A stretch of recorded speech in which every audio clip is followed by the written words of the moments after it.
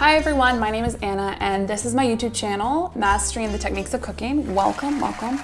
Hello friends and family and new friends and new family. Welcome to the first video of many videos to come, many lessons to come. I'm so excited that you're here. Thank you for subscribing. Thank you for sharing. Thank you for liking. All of that really helps to promote this video, to get it out there for someone to see it who's trying to master the techniques of cooking. So if you know of someone, send them this video. Share this channel. You never know, it might help someone. And without further ado, we're gonna jump straight into this video, which is lesson 1, knives. What? I know, you're super excited that we're gonna start our journey here. No, God, please, no, no! But there's a plan, I promise. This is why we're starting off by learning about the importance of knife skills. Raise your hand if you're scared of using a knife. Okay. Raise your hand if you hate chopping vegetables. Raise your hand if you've been cut before, like someone that I know. A couple Thanksgivings ago that almost took her finger off and was never the same since. Yeah. That's why we're starting out with knives. Let's get started. And what better place to start than looking at the anatomy of your knife? Starting with the most commonly known place on a knife, the handle. Held firmly and correctly by your dominant hand when using the knife, the butt or the back end of the handle, the bolster, the area that keeps your hand from sliding down onto the cutting edge of the blade, the heel, also known as the lower corner edge part of the blade that can have many different types of cutting edges, and the cutting edge is the working part of the knife, and the spine, which is the thickest part of the knife, and then the tip, which is used for precise cutting. Your most important tool in the kitchen are your hands. Thank God you don't have to buy those. And the second most important tool in the kitchen are knives. Why? Because they are extensions of your fingers and your hands. What's great about that is that you only need a couple of those extensions, right? According to Food Network, all you need is a chef's knife, seen here, like mine. Yours might look better. Mine has clearly gone through a war. A paring knife, which is seen to your left, the blue knife, and a serrated knife to cut things like breads and tomatoes. Those knives are seen right in the middle. When storing your knife, you want to keep the cutting edge of your blade nice and covered. You don't want to dull it, you don't want to damage it. I always have mine in a drawer protected by these covers to prevent dulling and damaging of the blade. And also, so I don't get cut, my knives are in a drawer. And the other main reason why I have them covered is because I sharpen my knives. Wait a minute, you don't sharpen your knives? You've never sharpened your knife? Alright, I'm not here to judge, I'm here to help. Let's take a look at my cutting edge, shall we? You notice how the paint is off in the specific areas? That's because I sharpen my knives. And you have to sharpen your knives because it helps to prevent injury in the kitchen. A dull blade requires more pressure behind it to cut. This increases the chance that the knife will slip with great force behind it. Hence my tragic Thanksgiving story. So no more dull knives. What you can do is go on Amazon and get this beginner-friendly knife sharpener that I actually use at my workplace. And what you do is you hold it in your non-dominant hand and you pass the cutting edge of the blade that you're holding with your dominant hand 3 to 5 times with light to medium pressure, and that's it. Your knife is sharp. All right. Moving on to grips. This is the pinch grip. This puts you in the driver's seat, gives you control and stability over your knife. Simply hold the handle of the knife with your dominant hand. With your middle finger tucked against the bolster, you're going to pinch the heel of the blade with your thumb on one side and the index finger curled up on the other. The pinch grip will make your life so much easier. Next, the pointer grip.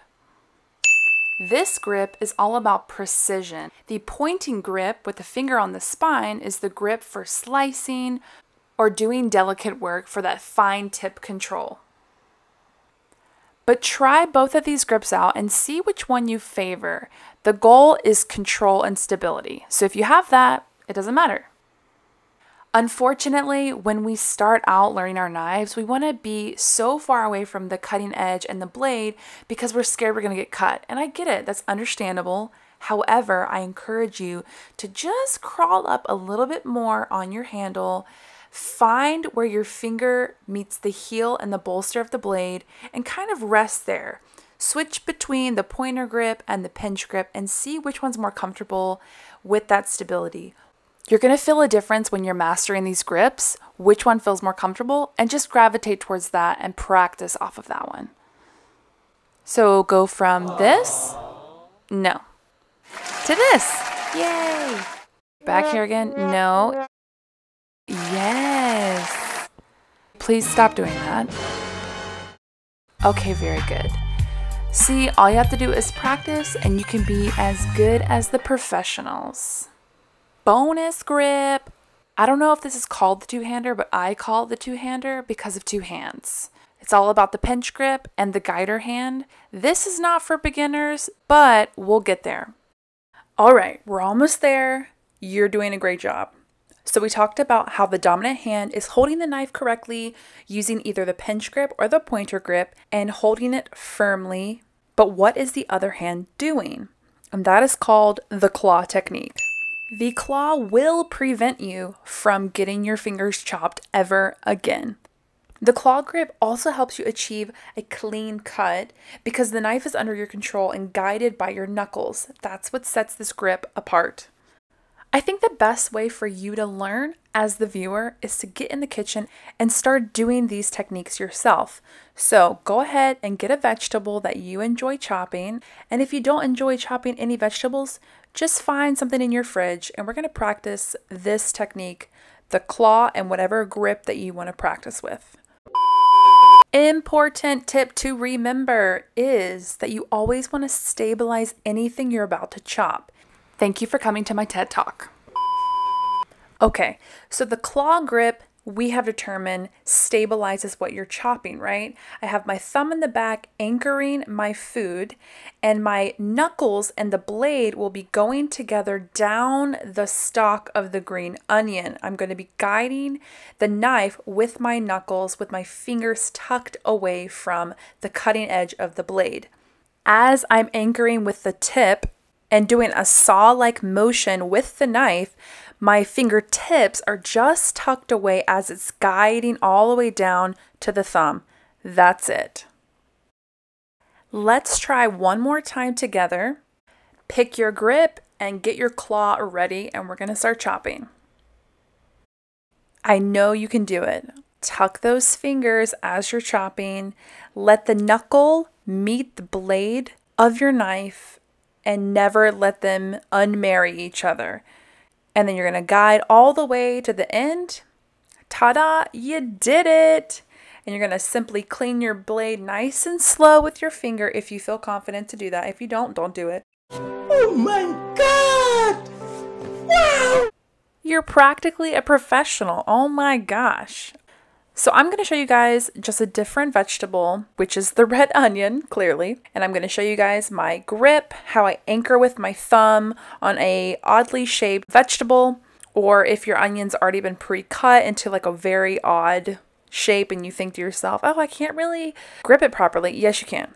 I have a pinch grip here and I have my claw grip.